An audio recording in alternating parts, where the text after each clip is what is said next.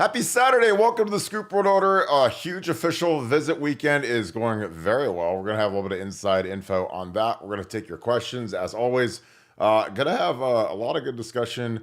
Is a five-star about to commit to Ohio State? We are going to get into all that. As always, we appreciate you guys. If you guys enjoy this contest, please leave us a like, click subscribe. Also, click that little alert bell. Those are all huge for us growing this channel. This is going to be a huge show because you guys made one. I hope you guys are having a great Saturday. Nice weather in central Ohio today, so I was able to enjoy that. Appreciate all you guys tuning in as always. If you guys have a question, send in the super chats. Those go to our Pay It Forward fund. Those have been huge. I signed up a lot of new members recently, so thank you for that. Taking care of our military and our police officers, as always. The people that take care of us, put your country first, and we appreciate you guys taking care of the people that take care of us. So again, thank you guys for being here. The show is huge because of you guys. Appreciate you guys as always.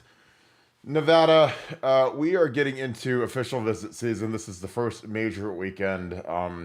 They got a nice new locker room upgrade, which is very timely. It's not an accident that they've got some spiffy new lockers. I'm gonna toss those on the screen real quick. They look like little spaceships. They're actually very functional, which is nice. They've got little airplane looking seats that can extend out. These are huge for when these guys have times where they have to catch a quick nap during the season. When they've got between school and practice, you can kind of turn these little loungers out. But they like to get the stuff done as we lead into official visits so that they can have a nice new spiffy locker room. Looks real clean, looks really good.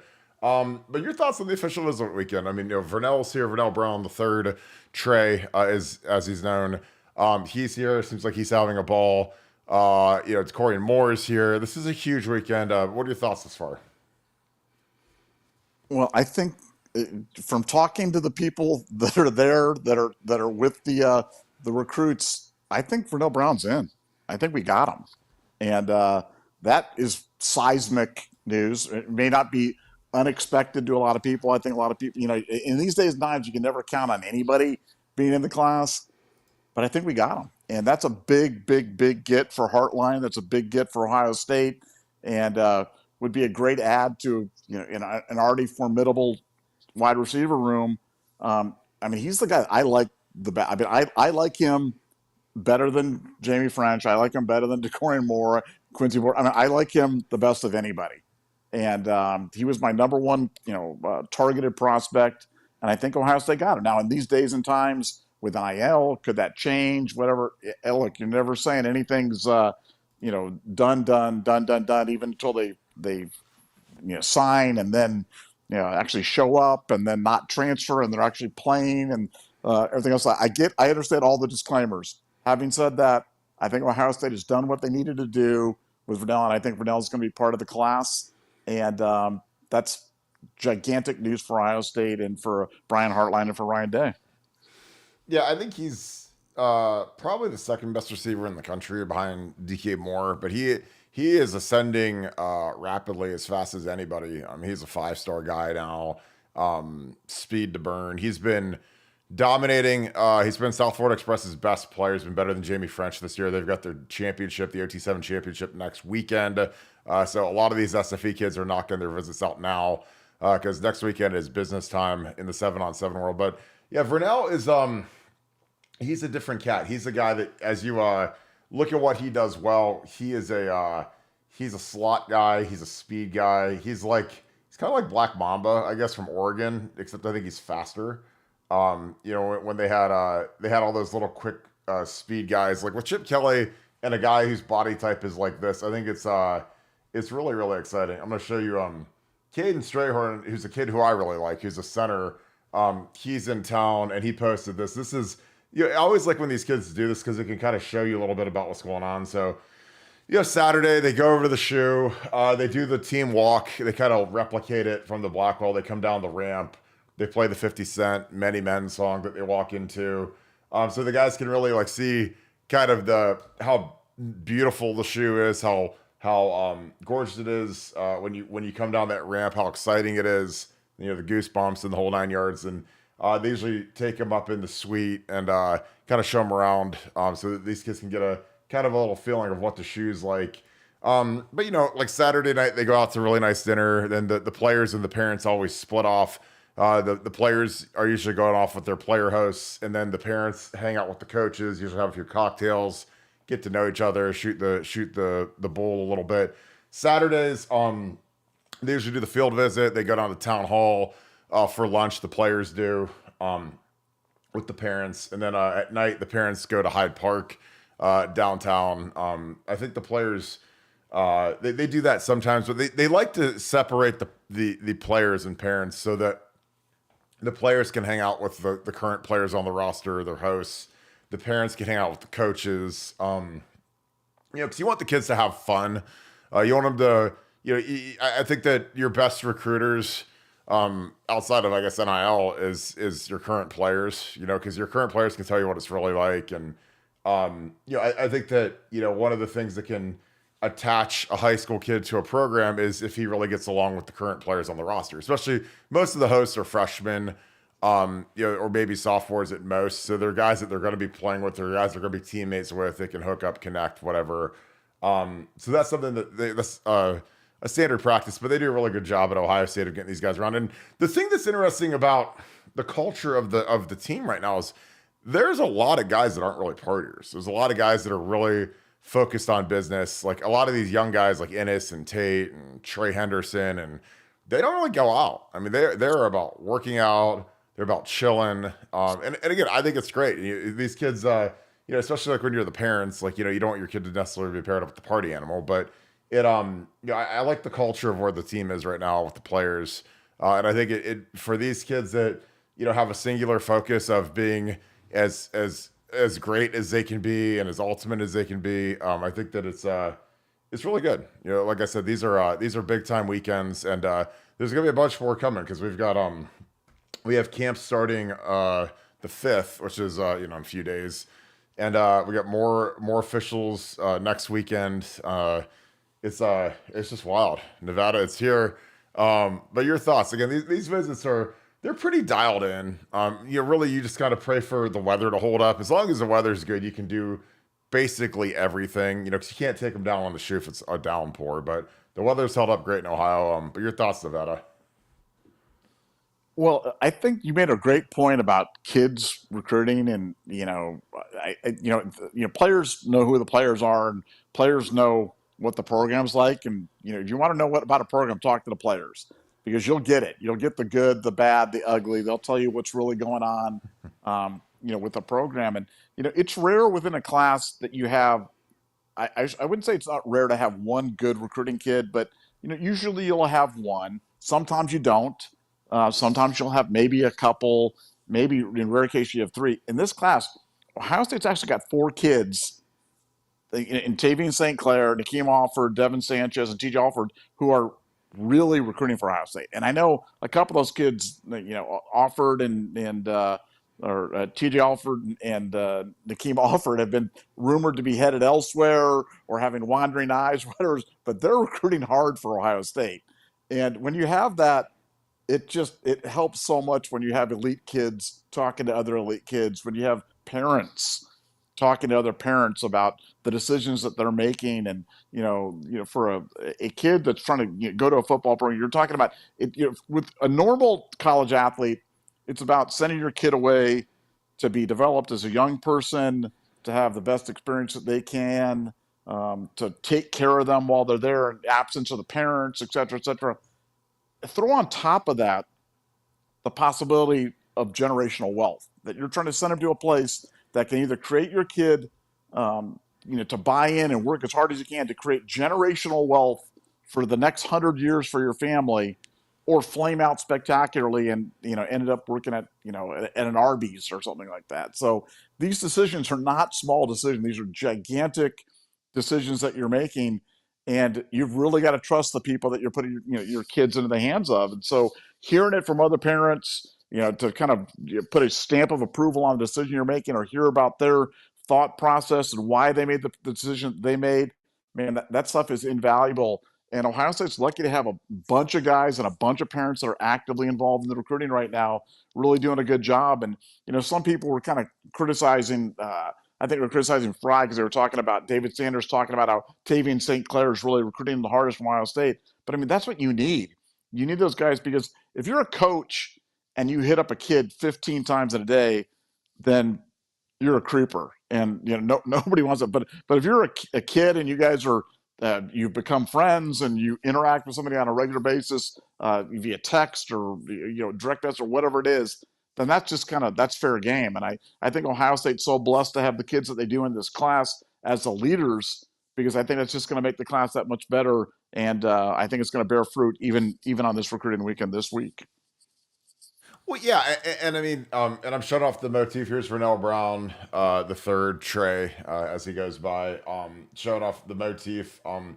Nevada, what are your thoughts on this motif? This is like retro '70s. Like you get the black and white photos of Archie and the horseshoe. You got the Adrian Clark jersey up in the background. Like it's kind of a funny looking motif, I think, because it looks like like a 1958 like grandma's like basement. But hey, I guess it's cool. What are your thoughts on the motif? And real quick, I want to touch on what you said. You're 1,000,000% right. If your coaches are your best recruiters, then you have no chance. That's kind of like one of the funny misnomers about college football with what we talk about with as good as Brian Hartline is and as good as Tim Walton is and some of those guys, like dude, like Marvin Harrison Jr. and Chris Olave and Garrett Wilson and the guys that are in the room competing and dominating and doing great things, like they're as good a recruiters as Brian Hartline is, because kids want to know what's it like in that room, what's it like in Zone 6, because again, the culture of the room is so supremely important when you're like when you're a young kid. So again, you could be a young kid, high school kid, you could be on your visit. Hey, what's Zone 6 really like? Are these guys really cool with each other, or do they stab each other in the back because this guy got 10 targets, this guy got 7 targets, this guy got 4 targets, this guy's not getting the playing time he deserves, this guy's complaining because he's a freshman and he's not playing and he doesn't want to wait his turn, or what's the vibe like? And then when the guys like Jackson Smith and Jigba, Marvin, when those guys explain to these kids when they're recruits, hey, it's hard to play here as a freshman. Like if you go somewhere where you play as a freshman, like you're either the best player of all time or the team you're going on stinks or there's not great players in front of you. Like Marvin Harrison, who just went 4th in the draft, 4th overall, like he barely played his freshman year until the Rose Bowl, played a little bit of garbage time. So, I mean, a lot of kids, when they're heralded recruits and 5-star recruits and they show up and they're not the number 1 target anymore and they're 7th on the depth chart at wide receiver, it can mess with them. And they can hear murmurs and they can look around and they can say, oh, well, this kid went to Texas A&M and he's playing more as a freshman and he had 50 catches as a freshman and I only had 4 and whatever. But I think that, the kids have to recruit the program. It's the same. The other attribute that's the exact same way is like with leadership. Like if your coaches are your best leaders, you're absolutely screwed. Your program isn't going to go anywhere. Like you need your players on your team to be your best leaders, to police the locker room, to set the standard, because the coaches can only do so much. Like the coaches can't actually go out and physically play. So it's really hard for them to set the tone. Now they can start it, like Urban. I mean, Urban was a fantastic leader, a guy that had everybody aligned and pushing in the same direction. But like you need guys like Johnny Simon and Zach Boren and Jack Muhort and Norwell and Lindsley and those guys. You need those guys to set the tone. And like I said, in a cyclical manner, it's the same with recruiting. Like I said, I was, when they had me as a host, I did everything I could to sell the program. So this place is great. The coaches are fair. They're tough on you. They'll work you hard.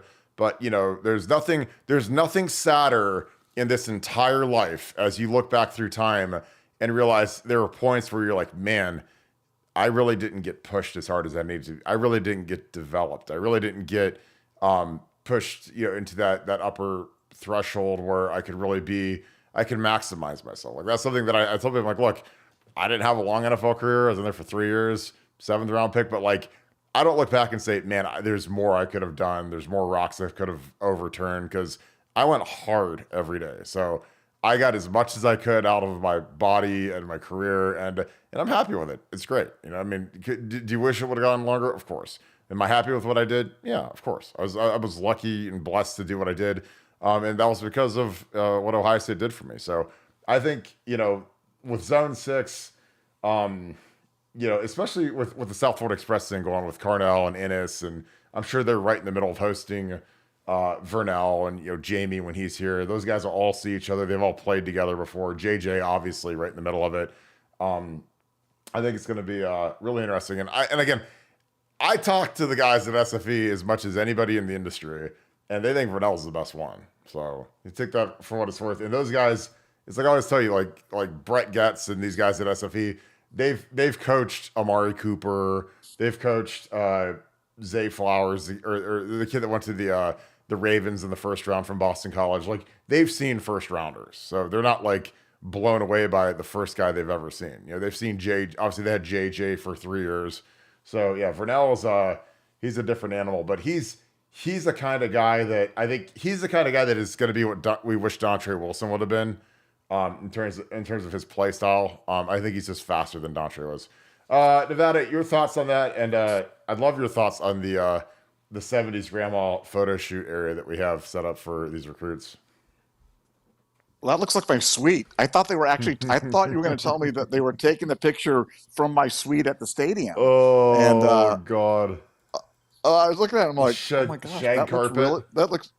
That looks really, really familiar. All we need is like the little stain on the ground where little Kirk like threw down milk or something like that, and a John Skinner jersey hanging in the corner or something like that. We just need the TV that doesn't work. It's fuzzy. That's the best part about it is like the TV that hangs over and doesn't work. It's like I look up and down the road and all the TVs are crystal clear, and then ours has like a giant cloud in the middle of it of like. Like you got to go stand on top of Ohio Stadium and move your antenna around so that we get the right reception. So I'm not paying for the TV upgrade. I think they upgraded it anyway. I waited them out, man. I waited them out on that. But no, you showed them. I'm not going to pay for that new TV. Exactly. Yeah, you got my millions, but you're not going to get $300 for that TV. I'm not doing it. Everybody wonders where the line is. Well, that's where the line is. Nevada is not buying that TV for the suite. I'm just not going to do it. You got not going to happen. You got to throw something in. They got to throw something in Ohio State. But no, look, I think Ohio State's selling family. They're selling kind of this old school kind of feel. And that picture, I think it's perfect. I mean, I think everybody grew up with a room like that, either in their house or at their grandparents' house or somebody's house. Everybody had a room like that, and I think it's great. I think Ryan Day is pushing all the right buttons in terms of recruiting, and it's been fun to see Ryan Day kind of grow up as a coach. And I've said this many times. He'd never been a head coach before he got the Buckeyes, and that's without precedent. It's kind of crazy when you think about it.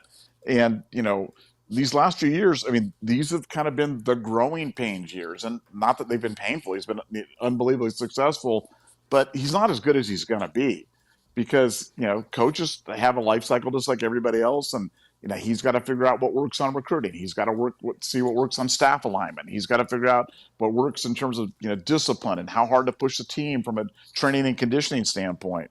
And, Ryan's always kind of gone with that family thing. I think it was a little bit over the line when they went to tough love and the love conquers all and all that. I was not a fan of that. I'm just be honest with you. I was not a fan of that. I like a little tougher type of thing, but I don't mind family. And as soon as I saw that picture, that was my first thought. My first thought was, man, that reminds me of every place that I was when I grew up, and I got a warm, fuzzy feeling looking at that. So that's A+ to Ohio State on this one. Do you like the shag carpet? Is that your thing? Dude, I had shag. I'm not kidding you. I still remember 641 Kimball Lane, Redlands, California. We had shag carpet. Because we used to have this like a vacuum that had like a little claw on it that had like drawing out the shag carpet when you vacuumed it and stuff like that. No, believe me, I remember we had shag carpet growing up. It was orange shag carpet in our family room. Yeah. So it was super awesome. And everything about that picture is super awesome to me. So go Bucks. Go Bucks. That's where we're at right now. Start knocking out some super chats. You got anything else you want to say before we get into the super chats? No, just I think this is going to be a great recruiting weekend. I think Ohio State is pushing all the right buttons this weekend, and Vernell, I can't tell you how excited I am about Vernell. Vernell, I think he's an absolutely fantastic player. I think he's going to feast in a chip kill. You talk about Dontre Wilson. I mean, the one thing Dontre Wilson did. We talk about speed and this and that. Dontre Wilson didn't have Chip Kelly. And guys, Chip Kelly knows how to use guys like this. So I couldn't be more excited, and I think it's potentially a really good weekend for Ohio State. I agree. All right. Well, a lot of you guys probably wondered where was the show yesterday? What happened to Kirk? Well, Hurricane Paul Lewis came in yesterday and drove 3.5 hours to have lunch with me. Now, this lunch was very, very good, and it was very, very expensive wine fueled. And Paul's a big wine guy. I'm not a big wine guy. I know the difference between Camus and Andre or whatever. But Paul threw it down pretty hard yesterday. We had an absolute blast. We hung out for about 5 hours. It was me, Paul, Kim. We had lunch. Kim took off to get the kids. Me and Paul hung out a little bit longer. Johnny Buckeye showed up for a little bit. So it was amazing. But Paul is one of the most interesting human beings I've ever met. He is a guy who's bought and sold many companies. He's done very well. He is a pool hustler. He taught me how to hustle pool, even though I can barely hit the cue ball. I'm so unathletic when it comes to pool. It was an amazing, amazing discussion. He had a transplant. He had some health problems. He's feeling healthy now. It was just an amazing day. It was a great day. Your boy was a little faded, so thank God Nevada said let's not go tonight. It's like, thank you Jesus, because I was feeling pretty good. But I just appreciate you guys so much as always. Paul is a Scoop. He wants to be a Scoop Ultra member. I got to show him how to join Scoop Ultra, Scoop Hall of Famer. But drove 3.5 hours to have lunch. So it was a great day. Put him on the phone with Nevada for about 15 minutes, and it was cool. Again, I love meeting you guys. I love talking to you guys. I love getting to know you guys. It makes it different. So it was just a wonderful night with us. We hung out till it was about 6 or so. So it was a long one, but it was a good one, and we just had a blast. So Paul, I appreciate you, my man. I'm glad you got home safe. Again, a great, great day with a great Scoop member, and I appreciate you so much. Nevada, you got to talk to Paul, the Paul Lewis, Scoop Hall of Famer. Who, again, thank you for the 50s. Very generous, my friend. Your thoughts? You get to talk to him. Yeah, Paul's a great guy. I didn't know, but Paul has been a subscriber and been part of the Nevadabuck Army for for many, many moons. Oh So yeah. Oh yeah. yeah, so that was a huge compliment there. But yeah, great Hall of Famer. Yeah, when I heard you yesterday, I was like, Kirk, let's just take tonight off. Let's just. I think taking tonight off is probably in the best interest of everybody. And believe me, guys, we made the right call. So yes, Paul. I'm glad Paul made it home okay, and I'm glad you made it home okay, and I'm glad everybody made it home okay. But God bless you, Paul, and thanks for everything.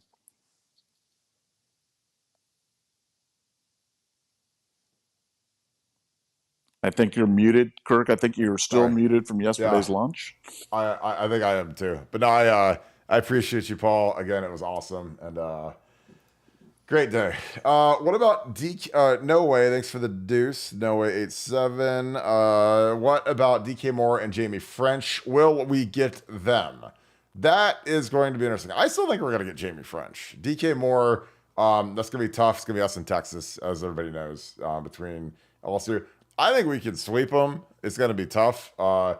Jamie, like I said, I know Jamie's in Lambeau land and all that and talking about Texas, but, he loves Ohio State. I mean, and again, I think that there's no benefit now in the land of NIL negotiations to just being that easy commit and hey, whatever you guys can find, you can find. Like I think like Jamie he's an SFE guy, and JJ Smith got, none of these guys are JJ. None of these guys are gonna get JJ money, but these guys are gonna get a little pretty penny from our NIL group. But yeah, Jamie and Vernell are both SFE kids, and last I checked, they're all coming to Ohio State at this point. So I still like where we're at. DK Moore though is a freak of nature. And the Brian Hartline's got to go. He's got to go win one against that to get that kid. Nevada, your thoughts on Jamie French and DK Moore? Look, I think we're in the game. We're in the game for both of them. I got to say though, and I just have to say this because one of the basic tenets of the show is that we're always honest with you guys, and we always tell you the truth. And if we don't know, if we can't tell you, we'll tell you. If we know, we know. But the Lambo talk was really off-putting, and I know that makes me an old head, and I know that makes me a dinosaur, and I get it. But man, I don't like hearing stuff like that. And for people that missed it, it was like, Jamie French was asked something about the premise of what was important to him, and he said, "I want to have a Lamborghini and drive a Lamborghini." I don't know, and maybe I shouldn't care about that. And like I said, maybe that shouldn't matter. Maybe I'm looking for people to be a little bit more refined in their responses or a little bit more thoughtful in their responses, but. That just, I mean, does that we've never talked about the script. Does that stuff bother you at all, or does that just does that just roll right off your back and you don't care? No, it doesn't. Like, it's a data point, I guess you could say. I don't know if it bugs me because I think that these kids have seen Bijan Robinson tooling around in a Lamborghini Urus, and these guys drive around like they're in a rap video now. And again, as great as the Lamborghini is, I just think it's idiotic for an 18-year-old kid to be driving one around campus. But again, what do I know? I mean, if anyone's ever been to Ohio State's campus, like, freshmen aren't even allowed to have cars. So you got to have an apartment off campus with a secure parking lot. Because, like, even if I was an 18-year-old, and even if I was at the luxury apartment complex where a lot of these guys are getting their deals with Brian Schottenstein, like, I still don't know if I'd want to park a Lamborghini in that parking garage. It's just me. Maybe I'm old fashioned, but having like a bright yellow, $350,000 car parked in a parking garage in Columbus might not be the smartest thing in the world to do because, again, cars get busted into all the time. Like Quinn Ewers' truck got busted into. These kids, they drive Hellcats and they drive Chargers and they drive Scat Cats and all these other crazy cars. And it's like, you're kind of a walking, hey, please smash my window and see what's inside, sign. I could just be crazy, but I think that college kids should drive crappy cars just because, especially if you're going to live on campus, because, the crime's just crazy down there. So, but I just, what are you really focused on? Are you focused on the Lambo? Which, again, they don't get to keep these Lambos. These are just leases. So it's basically like you have like a rental car or a lease through from the Lamborghini of Columbus dealership or whatever, MAG, or Lamborghini of Austin, Texas. So, I mean, you don't get to keep it. Like, it's not like they give you the car. It's a lease. They can write it off. I've done these deals before. So I don't know. Like, I mean, are you going to show up to work and grind, or are you just about the flash? And again, I think Jamie's a great kid, but, and again, I think that, he's, these kids kind of see what's going on in life and what's going on at these campuses. And, these kids, they go to Florida and every kid's got a Hellcat. They go to Texas, every kid's got a Benz. It's a different world. Now, I don't know if it's the greatest. Question for you, but good. I don't want to. I'm sorry to interrupt, but who pays the insurance? I'm serious. Like, who pays for the insurance? Does the dealer pay for the insurance on the car? No, the kids are usually on their parents' plan. It's just you got to put a Lambo on Nevadabuck's plan, like Funky Buck. It's like you can spend $1,000 a month on your car insurance.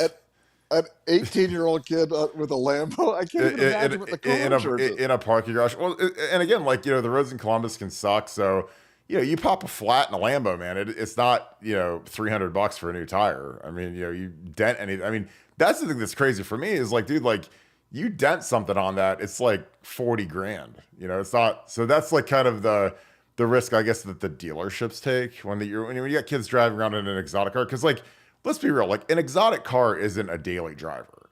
But when these kids only have one car and it just happens to be like it's usually the Lambo truck, the Urus or whatever.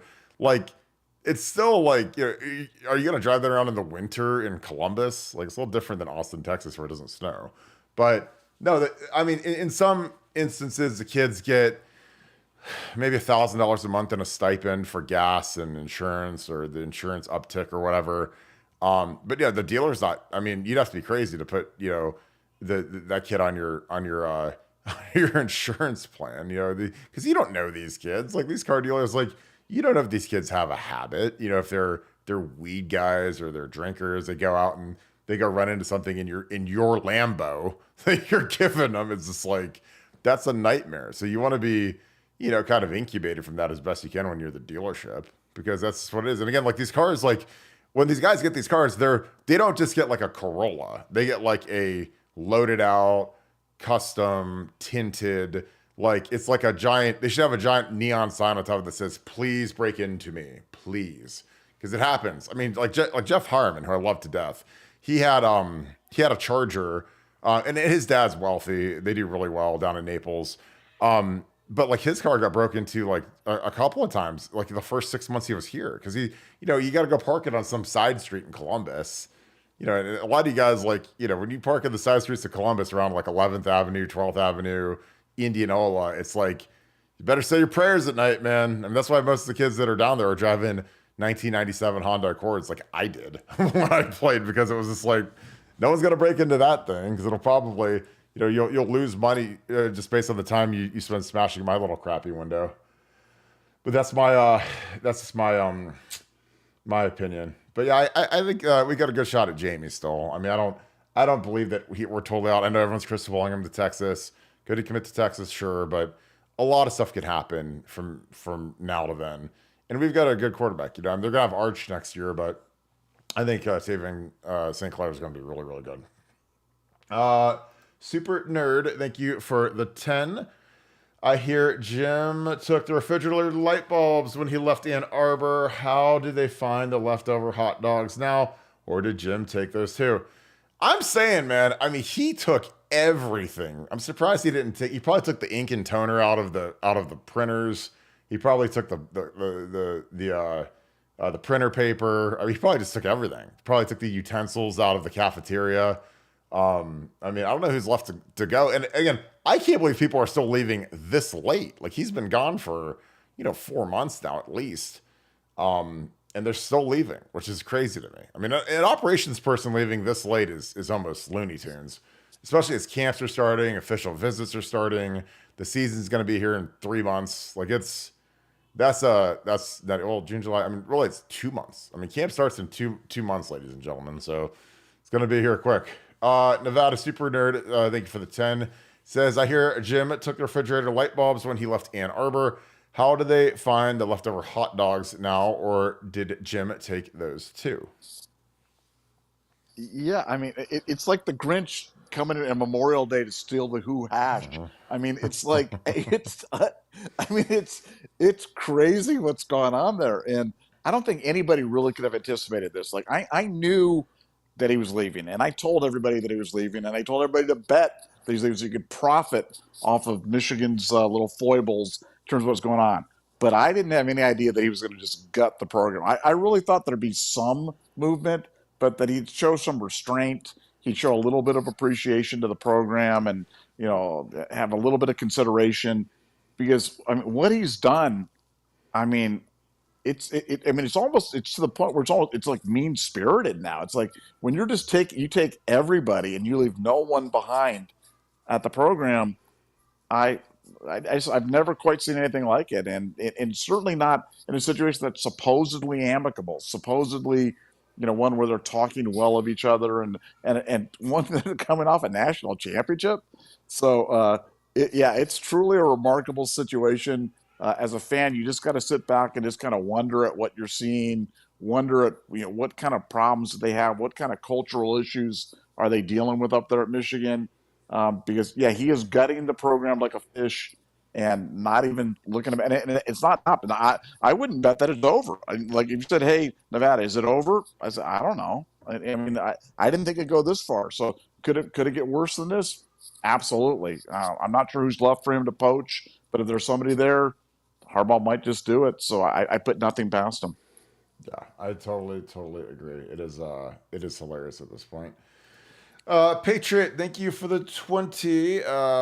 Again, thank you, my friend, for being on here every night as well. For the troops, where's Nevada's plague in that new plaque, in that new setup? Nevada, OH. I don't know. I did not see your I, plaque. Do you think they got your plaque from yeah, out there? Or no? they could. I mean, if they got Adrian Clark's jersey and stuff, they might have my plaque in there. If you're going to make it someplace that's like kind of homey, that kind of screams like Ohio State, and just like it's like a big warm hug, Oh, nothing would yeah. scream that more than Nevadabuck's plaque. So they might have, if they have that plaque in there somewhere, that could complete. Or yeah, I wonder. I wonder if that's where it They went. got they got I'm yeah gonna they got the Woody Hayes Russian doll. They got the Laurinaitis and the Cardell bobblehead. They got, I think that's Truss. They got a little Truss bobblehead, little sweater vest on. Yeah, they got the Robert Rose helmet signature edition. Rob Rose helmet. Shout out Rob Rose. They Robert got Rose. they got the Storm Klein hit pad. There we go. Going Robert big Rose time. looks like Tarzan, plays like Jane, but man, but he was a specimen, man. That guy was he was amazing. What a what could have been. Oh God, he's the ultimate for that. The absolute I ultimate. mean, yeah, can you imagine if you looked like that, Barton? You would never wear a shirt. You wouldn't Oh have a hoodie God, on. No, you would do every podcast without a shirt on. I'm telling you. shirtless. But he wasn't that jacked. I mean, He wasn't Robert. I swear to God, I played with him. He wasn't that jacked. He wasn't like Vernon. I, th- Vernon I was thought he like was. diesel. No, he No, I wasn't. Like, thought. I mean, I thought. he I now thought. he was big, and he looked. I mean, he looked like, I mean, he was a big like D line looking guy, but he wasn't like shredded. I mean, hell, I had lower I body thought fat it than was. Rob Rose did. I don't know if anybody's. Yeah, okay. We need to. I'm going to throw the flag on this one right here, there, I'm Barton. telling I you, want to put. we'll go. We're going to put. We'll I put I Barton in the dunk tank right there. I I I I don't I know about that. I don't. I'm telling you. Like, I mean, I'll ask guys that played with him. I did not think he was like Yeah. shredded, and I'm not. And I'm honestly not being a hater. I'm just being real. Like, I mean, I never walked past Rob Rose like, oh my God, Adonis. Vernon was like that. You know, it was like, oh, Barton. I want to Kirk's put. I want. such a hater. I want to get. I want to get the Barton dunk tank results there. So if anybody has access to that stuff, I want to see that right there. So I want to see that 5.7% body fat that you're talking about right there. Oh, it was never that low. Let's just be realistic. Okay, who has lower percent body fat, you or Orlando Pace? Which one? Oh, easily me. Oh, Easily. see, I love Orlando, but he'd say that. More Orlando slander. I Well, you can't want me to believe be it. honest? I mean, it's like saying, I mean, now if you say who's a better player, obviously it's Orlando. But it's like, Orlando weighed like 350, dude. He's huge. You know. Solid, man. You're solid. See, look, Big I got O. it. I found it. See, look, not Nevadabuck. See, Not we found it. That is the.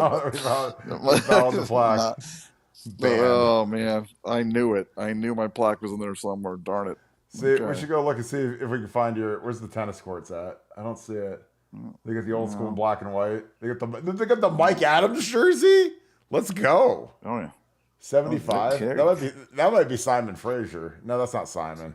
Those are the new sleeves. See, they got the gray sleeves. See, the gray sleeves are the best sleeves by far.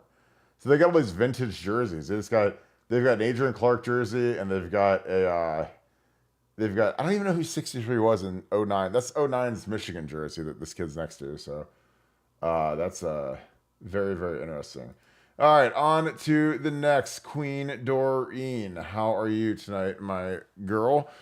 Thank you for the 10. Thanks for being a wrench, a moderator. Thanks for being an ultra member as well. Big thank you to Kirk and Nevada for bringing good people together. Well, we appreciate you guys because you guys are the ones that show up and get together and talk and go to lunch and eat crawfish together. Spent the day with Jeremy and Michelle Moreland, who are genuinely good people. They are great people. Love Jeremy. Met them through Scoop. Amazed at what a group we've got on here. Nevada OH. I owe. All right, so Doreen, like, she sends me this photo, and she's like, "Where am I?" And I was like, I don't know, Delaware County Jail. I don't know. And she literally is like, "No, I'm in Jeremy's basement," and he's got the Scoop flag flying high. So Oh, they get very nice. together. They had some Bud Heavies, some Budweisers. They got the White Snake or whatever that is on in the background, which is awesome. And they did a crawdad boil, which I've never done one of these before, but I've seen them on TikTok. So they cooked the little mud bugs with corn and with potatoes and whatever else. I assume that there's some seasoning around there somewhere. Nevada, have you ever eaten crawdads before? Crawfish, whatever these things are called.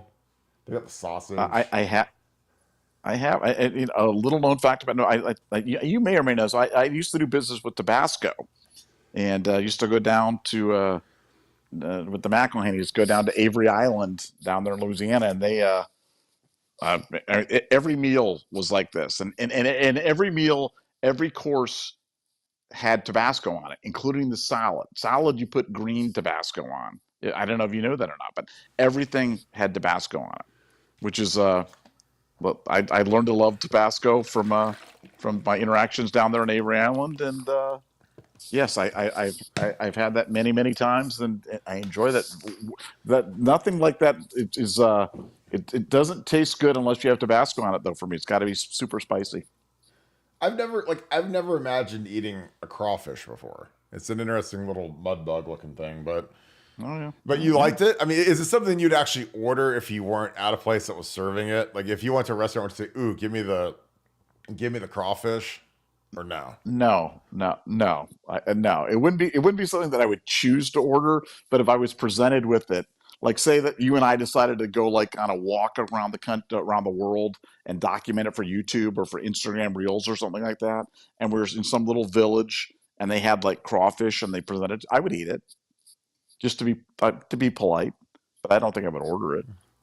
Yeah, I mean, I get it, but like I just I'm not a seafood guy at all. Like I mean, I don't like lobster. Lobster? I don't like fish. No, You don't like I don't. lobster? No, Shrimp? I don't. You don't like No, shrimp?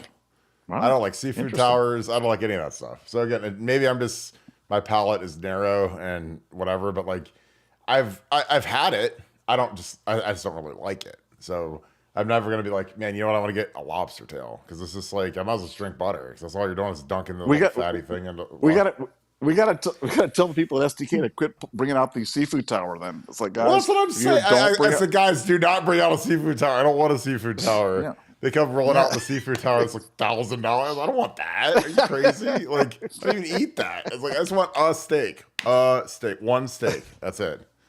God bless. Maybe maybe a couple cocktails. Who knows? Sean Schrock, what is up, brother? A couple. I know. Whew, yesterday, I mean, Paul had this wine that was like 100 years old or whatever, and I'm like, this tastes really expensive. And I was like, this is the best tasting wine I've ever had. I was like, ooh, this is good stuff. But yeah, Paul's a beast now. I mean, he gave me that bottle of Pappy, man. That bottle of Pappy is probably the best bottle I'll ever have in my life. So he's like, "Did you open that yet?" I was like, "I don't know what for." I mean, God bless. Like maybe for when the third kid gets here, maybe we'll do a little snifter of it. But I mean, for just doing a podcast every night, I don't know if I need to open a bottle of Pappy up. But it's just me. Sean Schrock, thank you for the 5. If two Michigan fans get a divorce, are they still brother and sister? I think they are. That is a great question. Sean off the top rope with the steel chair in the ladder match right there with that. So I think so. I think that does make them still brother and sister, Sean. I hope you're having a great day. Appreciate all of your kind words that you bring to me every day. Hope you're having a good weekend too, my friend. And thank you for being an Ultra member. Pooh Beard, thank you for the 10. Thanks for being an Ultra member as well. We always hear how Mark Pantoni is the best at official visits. What sets him apart? What do we do differently than other schools? P.S. I'm sad. I thought we were getting Shadesburg last night. Ooh, boy.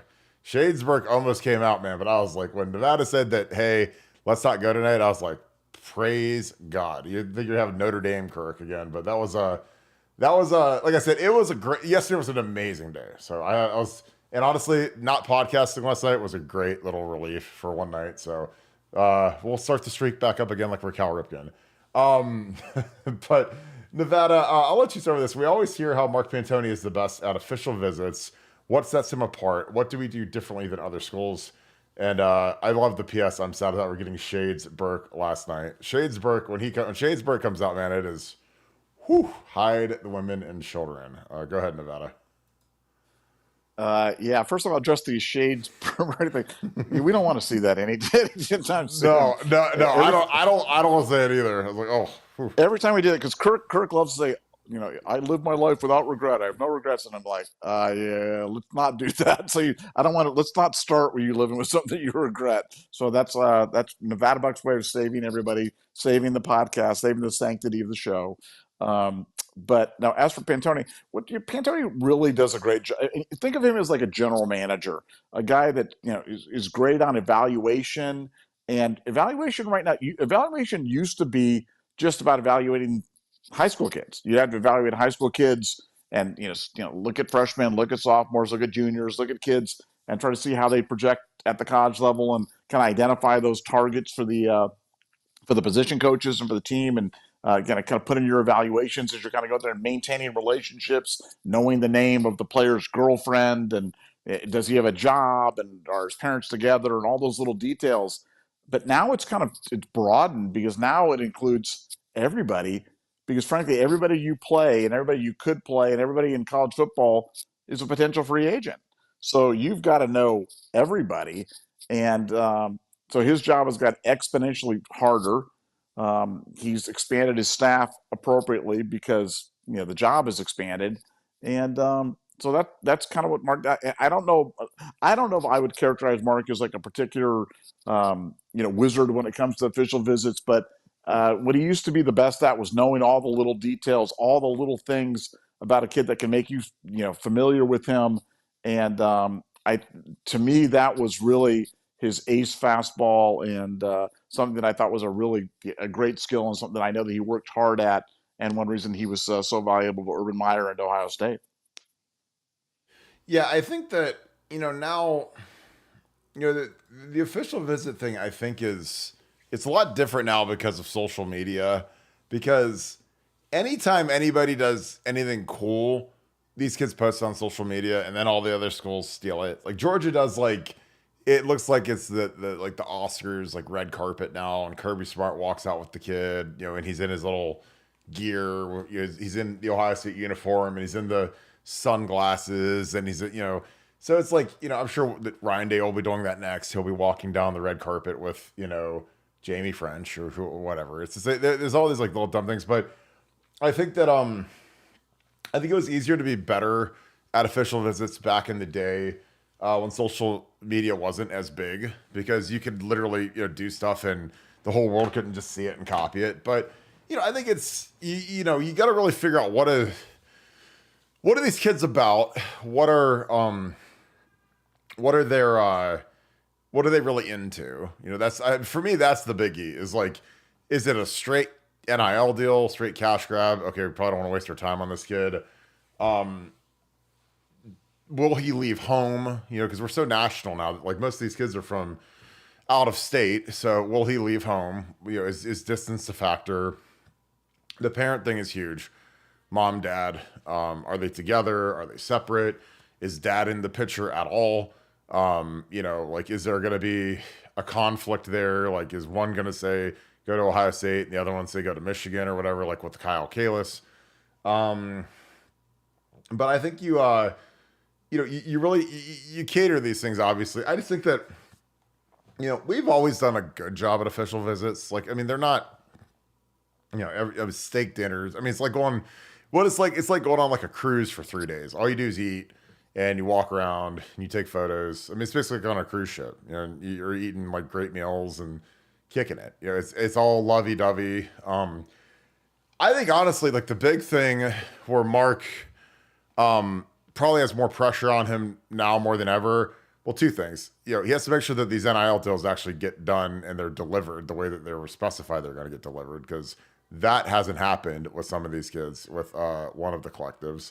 And two, you really got to gauge if do these kids really want to come to Ohio State, or do they just want to come to a game, come to the Michigan game, come visit? Because now the big difference between now and a few years ago is I believe, and correct me if I'm wrong, that there's unlimited official visits. Because I saw a kid who sent 6 official visits the other day, and in the old days you could get 5 maximum, but now like it's you take 7, 8 official visits, and it's like if you're Ohio State, I mean each one of these official visits costs, I don't know, let's call it $5-6 grand a kid, because you're flying you fly the kid up, you fly his 2 parents up, you put them in 2 separate hotel rooms at the Blackwell. So 3 nights times 2, so 6 total nights at the Blackwell, 3 round trip airfare, incredible. Eating at Hyde Park, for 2 or 3, which is probably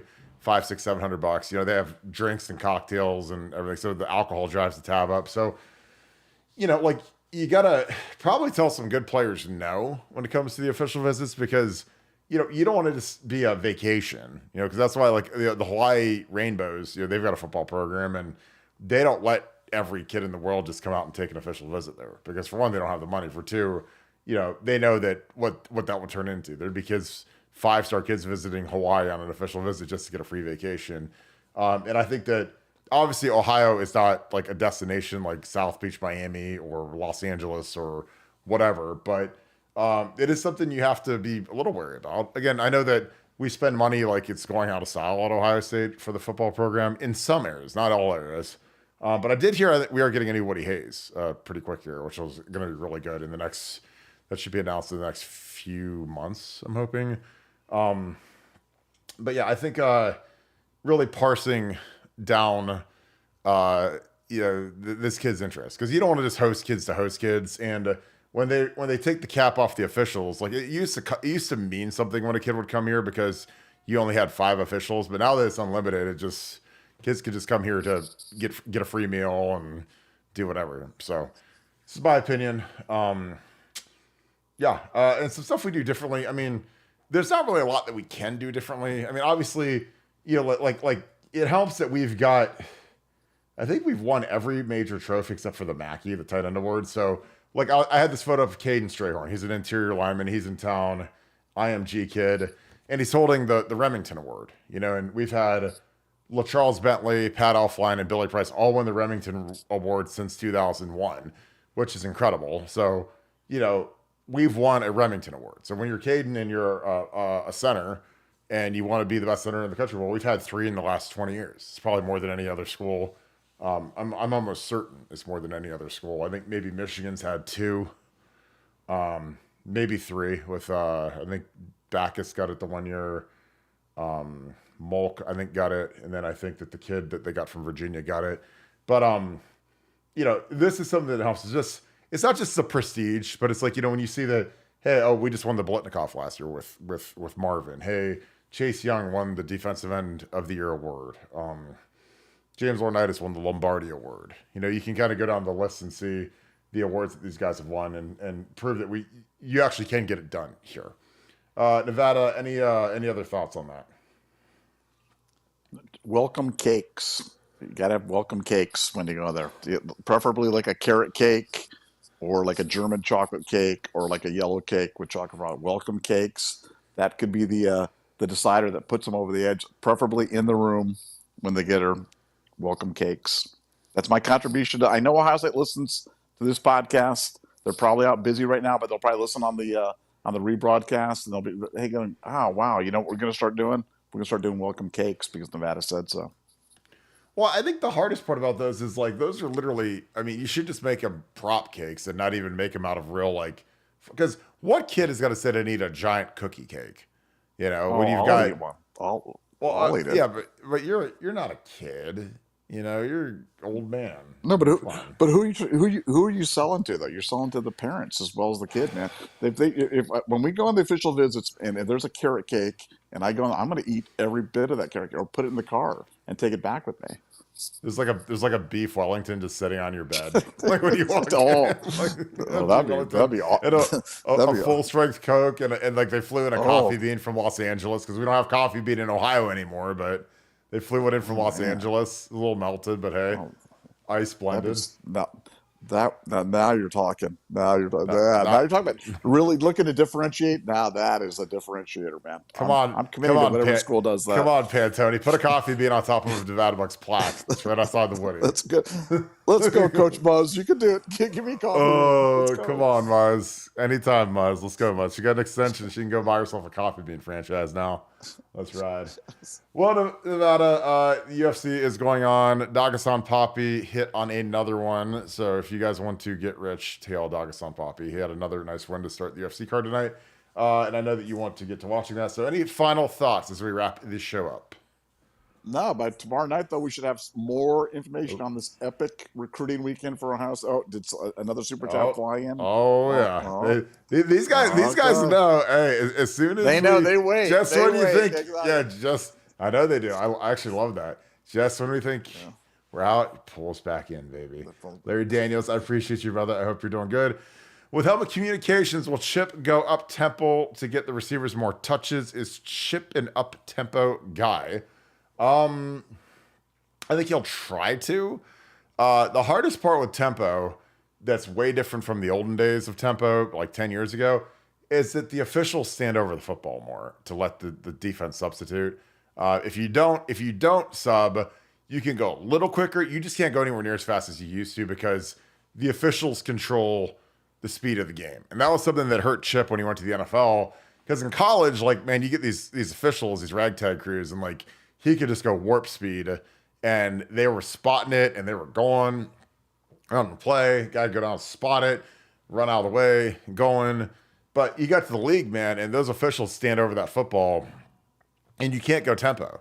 It goes way slower. And then Nick Saban complained about it. Of course, the safety of the game. It's not safe for players to go fast. I'm like, get out of here. That's the most.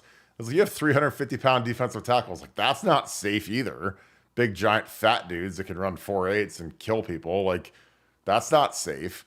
But they've slowed the game down a lot from when he was at wicked tempo. And even in 12, we used to go tempo a lot with Tom Herman because Tom Herman was a Chip Kelly guy. That was who taught him the spread. So I think he'll try to, but it's just the game is just so different now from the officials controlling the clock and standing on the ball and making us basically have to go slower. So I think he'll try to. He was the king of up tempo at his zenith, and I still think that he's the best play caller in America. But he has to adjust just like everybody else does. That's the thing about football is rules change, players change, everything changes, so the game changes. So. But he's adjusted, and I think he's going to do some dynamic stuff. Nevada, Larry Daniels asks, and again, thank you for the 5. Larry, thank you for being an ultra member as well. With helmet communication, will Chip Kelly go up-tempo to get the receivers more touches? Is Chip an up-tempo guy? Your thoughts? Well, I think the point about the communications is spot on, and we did a whole podcast on this, but that changes everything. And so I think they're going to try to get to the line as quickly as they can so they can get a look. And if they can get a look and the Chip's looking from above and he's got up till 15 seconds to go on the play clock or the ball snapped to be communicating with Will Howard or whoever the starting quarterback is in real time, saying this is what you're looking for, this is what you're reading, this is where you need to go, watch for this, do that. So I know that, I don't know if they're going to try to go fast, but I know they're working on getting to the line quicker so they can get Chip a look and they can get him to communicate in real time with the starting quarterback to take advantage of the helmet communications. Huge change for college football in 2024 and something to keep an eye out for. Yeah, I think it's going to be absolutely amazing, and I'm really excited about it. All right, Nevada, any final thoughts? Nope, but just appreciate everybody being here. If you could leave us a like on the way out, hit that little thumbs up button. And if you're not a member at BuckeyeScoop.com, and you're missing out. This is going to be the most incredible season for Buckeye football. If you like this podcast, you want to know where we are the other 23 hours a day, BuckeyeScoop.com. So join up. Totally agree. Corey, thank you for the deuce. If you have a question, I did not see it. I'll scroll through the chat real quick and see if you have one. Do not see one. So I'll hang out for a second. Nevada, you are free to go. I'll wrap this show up and see if Corey has a question. Throw that in the chat, Corey, and I'll try to get that answer for you. Thank you for the deuce. Hope you guys had a great Saturday. Nice day out with Kim and the kiddos. Had a great time. So I hope you guys did as well. As always, we appreciate you guys so much. Thank you for all you guys do. It's a huge show because you guys made it one. So thank you. As always, if you guys enjoy this content, please leave us a like, click subscribe. Also, click that little alert bell. And we appreciate you guys so very much for everything that you guys do for the channel. It is an absolute blast and it is a pleasure to serve you guys every night. Serve you guys up the latest in what's going on with Ohio State football, taking your questions, interacting. The chat is on fire. So thank all of you guys for being on here each and every night. As always, shout out to my Southern Ohio boys. I haven't been doing that in a while. I got to start doing it again. Shout out to my people down in Florida. A lot of Florida people down there watching the show. We appreciate you so much. Especially my friends down in Southwest Florida, Naples, Fort Myers, Cape Coral. You guys know who you are. Appreciate you guys. Texas, California, South Carolina, North Carolina, Georgia, Texas, everywhere, Colorado, and all over the world. Appreciate you guys tuning in. This is a global show, and I can see from the analytics where you guys are watching from, so it never ceases to amaze me. I appreciate that. As always, thank you so much, Buckeye Nation. Thank you, Scoop family. We will talk to you guys tomorrow. Go Bucks.